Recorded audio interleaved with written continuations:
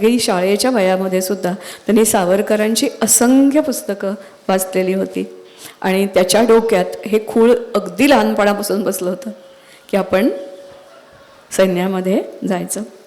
मी तुम्हाला म्हटलं तसं की त्यांचा हा जो विचार आहे, साहित्य संमेलनाचे अध्यक्ष असताना मगाशी कोणीतरी त्याचं वर्णन केलं की लेखण्या मोडा, तलवारी हातात घ्या, की आत्ता सुनीता नको, असं आहे.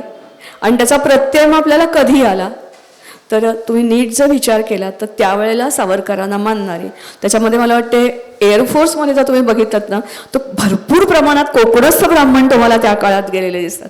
कारण ते किती म्हटलं आपण जात जात वगैरे तरीसुद्धा कुठेतरी तो काहीतरी पगडा बसला असेल, पण असंख्य, म्हणजे मी सैनिकांच्या अधिकाऱ्यांच्या असंख्यांच्या संपर्कात आले माझ्या नंतरच्या शौर्यकथा लिहिताना. 71चं पुस्तक, सियाचीनचं पुस्तक, किंवा जी आणखीन काही अपंग जवान किंवा 1947 जे आपण युद्ध विसरलेलोच आहोत ते सगळं करताना त्याच्यामध्ये असं आढळलं की ही सगळी मंडळी सावरकर भक्त होती.